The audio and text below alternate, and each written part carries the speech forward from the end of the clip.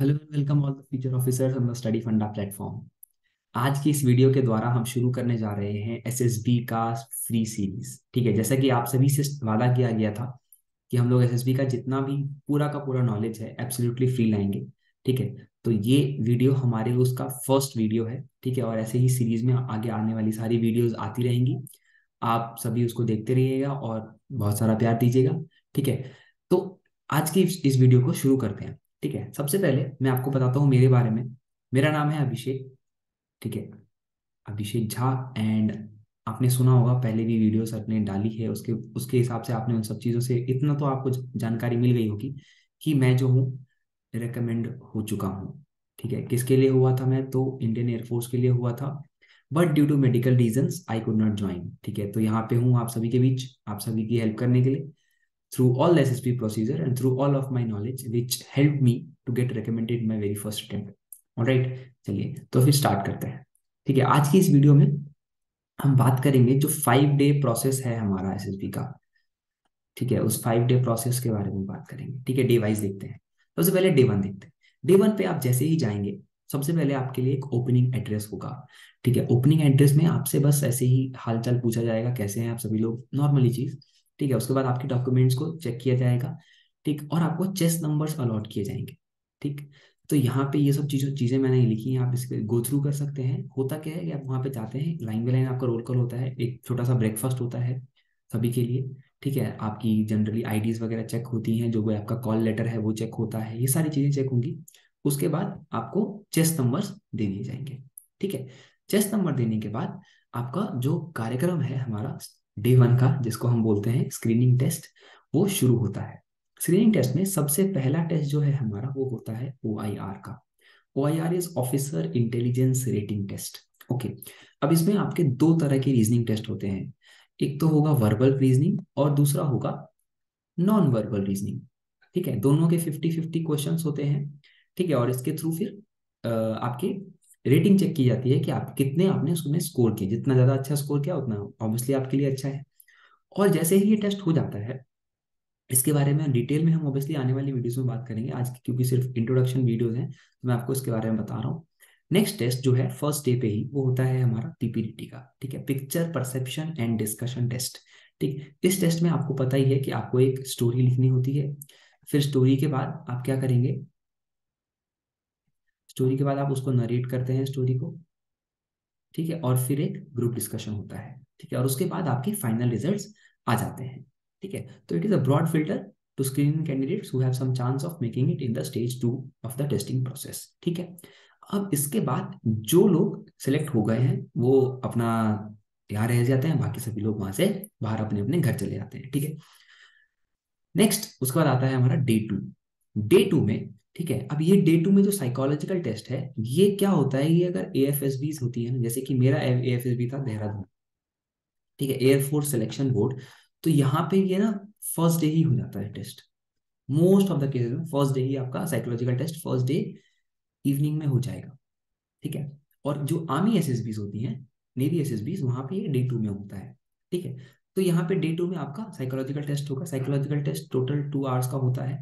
इसमें आपका टीएटी, जिसमें कि आपको 12 स्टोरीज लिखनी होती हैं।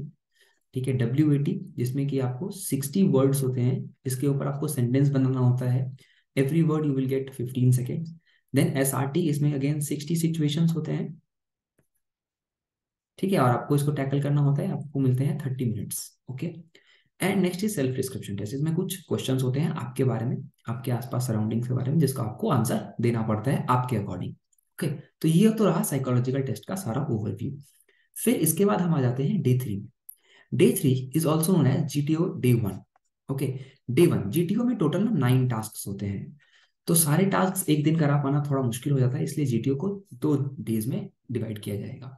ठीक है, फर्स्ट टेस्ट जो होता है फर्स्ट डे वन पे, जो फर्स्ट टेस्ट होता है वो होता है हमारा ग्रुप डिस्कशन। इसमें 2 टॉपिक्स होते हैं और दोनों टॉपिक्स पे ग्रुप डिस्कशन होता है। ठीक है, जैसा कि मैं बोल रहा हूँ बार बार, हम इन सभी टॉपिक्स को एक एक करके डिटेल में समझेंगे। ठीक है, you just tune in to this channel for rest couple of months. आपको जितनी भी चीजें हैं इससे रिलेटेड, मैं ये नहीं, लास्ट में ये नहीं लगेगा कि कुछ चीज नहीं आई। ठीक है, वहां जाके जब देखोगे ना, तो ऐसे लगेगा कि यार सब कुछ सच में जान के आए हैं। ठीक है, देन फर्स्ट इज जीडी ये हो गया। इमीडिएटली आफ्टर जीडी हमारा होता है जीपीई, इसको हम एमपीई भी बोलते हैं, मिलिट्री प्लानिंग एक्सरसाइज। ठीक है, आपको उसमें मैप दिखाया जाता है, एक स्टोरी बताई जाती है, उसमें कुछ प्रॉब्लम्स होते हैं और उन प्रॉब्लम्स को आपको क्या करना होता है, सॉल्व करना होता है। ठीक है, आपको एक आपके ग्रुप के साथ। ठीक है, तो ये हो गया हमारा जीपीई। देन उसके बाद हमारा जो ऑब्स्टेकल के टास्क होते हैं वो शुरू होते हैं, पीजीटी, प्रोग्रेसिव ग्रुप टास्क। ठीक है, तो इसके 4 लेवल्स होते हैं, इसमें सभी ऑब्स्टेकल्स होते हैं डिफरेंट टाइप्स के, आप उस ऑब्स्टेकल्स के थ्रू क्रॉस करते हैं उतना अच्छा आपका फिर रेटिंग्स और आपको पॉइंट्स मिलते हैं। पीजीटी में पूरा ग्रुप करता है पार्टिसिपेट। ठीक है, और एचजीटी के लिए आपके ग्रुप को क्या कर देगा, जीटीओ सर क्या कर देंगे, हाफ हाफ में डिवाइड कर देंगे। ठीक है, और उसके बाद एचजीटी कराई जाती है। देन उसके बाद होता है ग्रुप ऑब्स्टेकल रेस, इसमें फिर से ग्रुप रीयूनाइट हो जाता है और पूरा टास्क करता है। ठीक है, देन आते हैं लेक्चरेट। लेक्चरेट आपको पता है, लेक्चरेट के लिए हमको 4 टॉपिक्स मिलते हैं। 4 टॉपिक्स में से हमें किसी एक टॉपिक पे कितनी देर बोलना है, 3 मिनट्स। ओके, 3 मिनट्स बोलना है, one one topic of your choice. Okay, then उसके बाद आता है कमांड टास्क, जिसमें आपको कमांडर बनाया जाता है। ठीक है, one you will be the commander. ठीक है, and 2 subordinates will be there for you. ठीक है, देन उसके बाद आते हैं इंडिविजुअल ऑब्स्टेकल। ठीक है, इंडिविजुअल ऑब्स्टेकल्स में 10 ऑब्स्टेकल्स होते हैं, जिसको कि आपको अकेले ही क्रॉस करना है, इसमें आपकी कोई टीम नहीं होगी, आपके ग्रुप के सारे मेंबर अकेले अकेले जाके बारी बारी से सारे ऑब्स्टेकल्स को टैकल करेंगे। ठीक है, 10 obstacles are numbered as 10, 9, 8, 7, 6, 5, 4, 3, 2 and 1। ठीक है, तो ये ऐसा कुछ हमें नंबर वहां पे होता है, जिस जिस पे जितना नंबर लिखा है इतना मतलब वो उतने ही नंबर का टास्क है। तो टोटल ये लगभग लगभग हमारा 55 मार्क्स का हो जाता है। ठीक है, फिर उसके बाद देखते हैं last task of the GTO. ठीक है, ये जीटीओ डे 2 की बात कर रहे हैं, इसमें हमारा लास्ट टास्क होता है फाइनल ग्रुप टास्क। ये अगेन पीजीटी जैसा ही होता है, बस इसमें क्या होता है, सिर्फ एक ही लेवल होता है।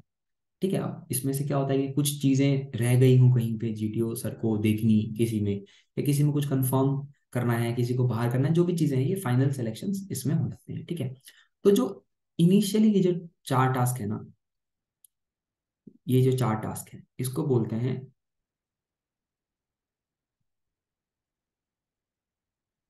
इधर लिखता हूँ, ये हो गया बेसिक सीरीज। ठीक है, उसके बाद नीचे के ये फर्स्ट, एंड देन ये आगे के ये 3 और नेक्स्ट 4 है, ये हो गए हमारे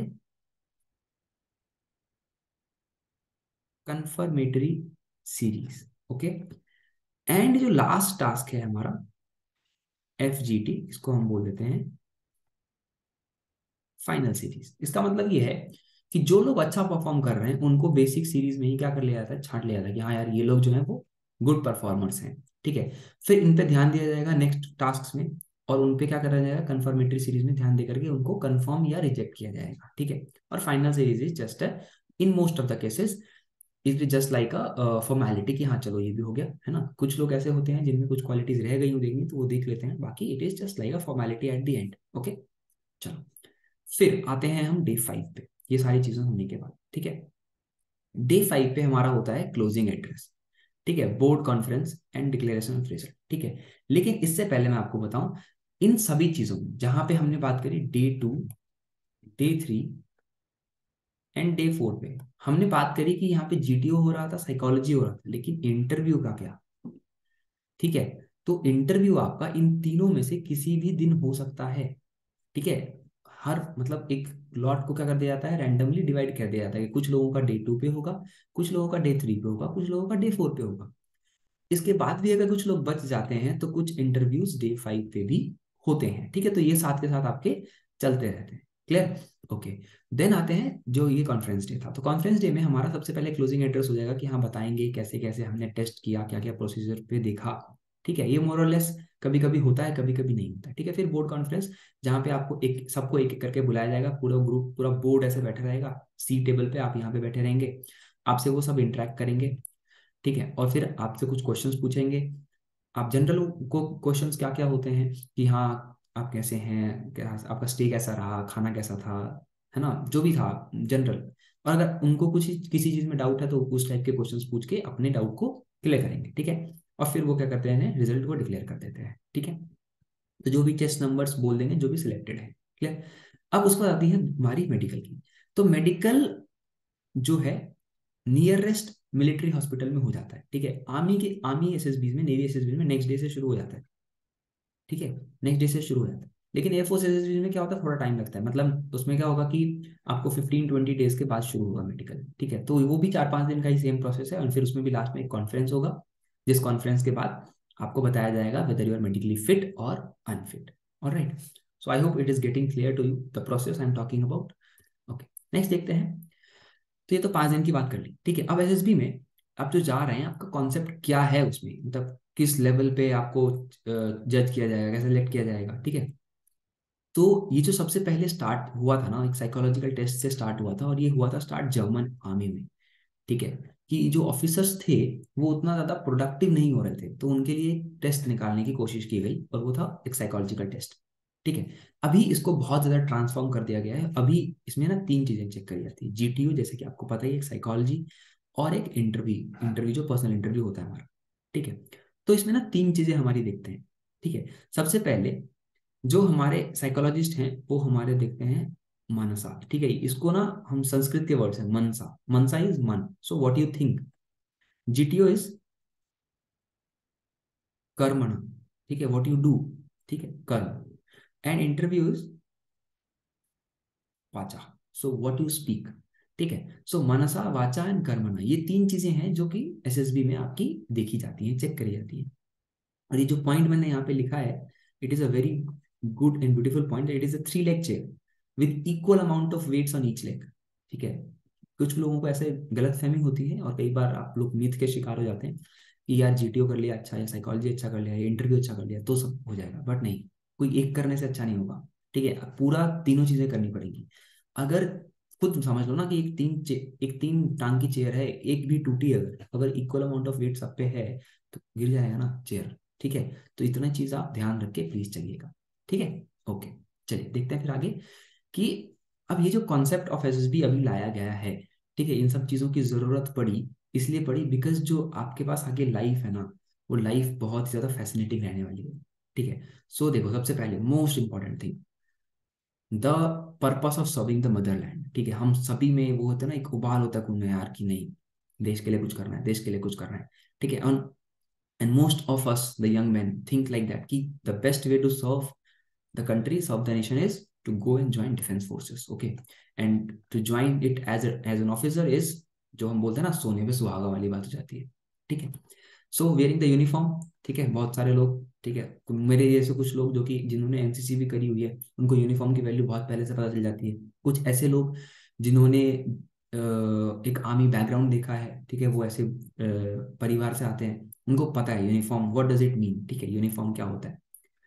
देन देखो, जैसे मैंने बोला कि अगर आप ऑफिसर बनते हैं तो you have an opportunity to lead a large team at a very young age, ठीक है।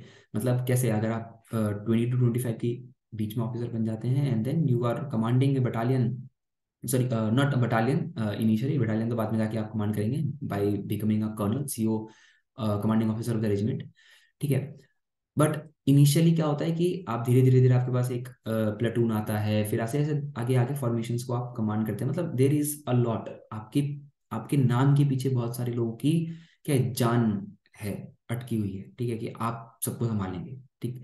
एंड ऑब्वियसली अगर वेरी यंग एज ऑफिसर, तो आपके पास बहुत सारी रिस्पॉन्सिबिलिटी होती है, तो वो सब रिस्पॉन्सिबिलिटी आप टैकल कर पाते हो नहीं कर पाते हो, किस सिचुएशन में कैसा रिएक्ट करते हो, ये सब चीजें ही आपके 5 डे एसएसबी प्रोसेस में दिखी जाती हैं, okay. Then obviously camaraderie is the one thing, ठीक है, जो ब्रदरहुड, सेंस ऑफ ब्रदरहुड है, ठीक है, टीम वर्क है। देन डिसिप्लिन्ड होना चाहिए, ठीक है, best of training and education, ठीक है। ये सब चीजें आपको मिलती हैं आगे जाके, ये सब चीजें आप आराम से, मतलब क्या है, आपको पता भी नहीं चलेगा और आपके पास ये कैरेक्टरिस्टिक्स आ जाएंगी, okay.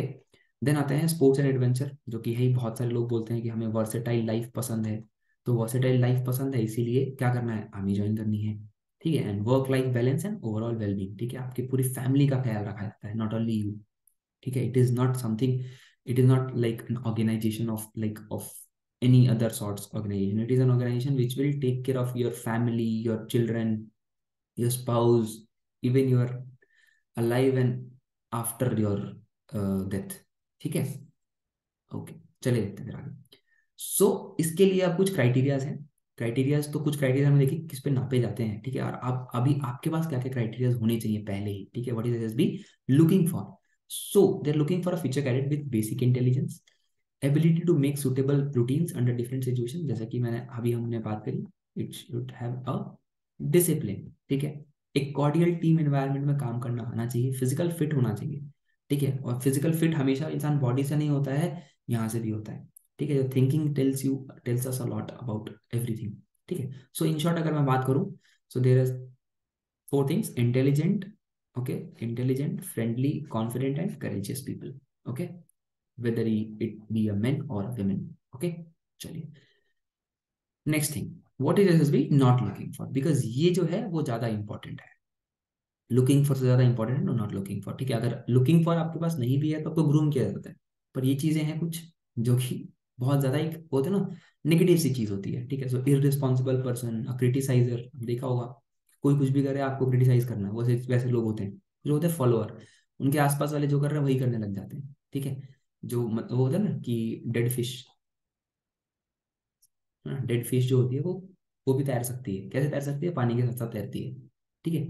Then over confident person, अ बुली जो कि दूसरों को परेशान करे, ठीक है। फॉलोअर, अच्छा फॉलोअर इज रिपीटेड, ठीक है। A fault finder, fault finder जिसको कि हमेशा प्रॉब्लम दिखेगी, यार ये सब तो ठीक है पर ये तो गड़बड़ है, ये सब तो ठीक है पर ये तो गड़बड़ है, तो वो लोग, ठीक है। फिर timid personality and a non starter, ठीक है। ये सब ऐसे लोग, टिमिड पर्सनैलिटी की जो लोग शाय होते हैं बहुत, ठीक है। नॉन स्टार्टर जो कि कुछ काम करने से पहले बहुत सारी थिंकिंग डाल ले फिर भी काम को स्टार्ट ना करें। Clear? I hope that's getting clear to you, okay. And next देखते हैं अप्रोच। तो क्या अप्रोच रहने वाली है हमारी और आपकी, जो हम साथ में करने वाले हैं? सबसे पहले हम टेस्ट्स के बारे में जानेंगे एक एक करके, फिर हम अपने बारे में जानेंगे, ठीक है। खुद से सवाल करेंगे बहुत सारे कि यार क्या है हम, कैसे हैं हम, ठीक है।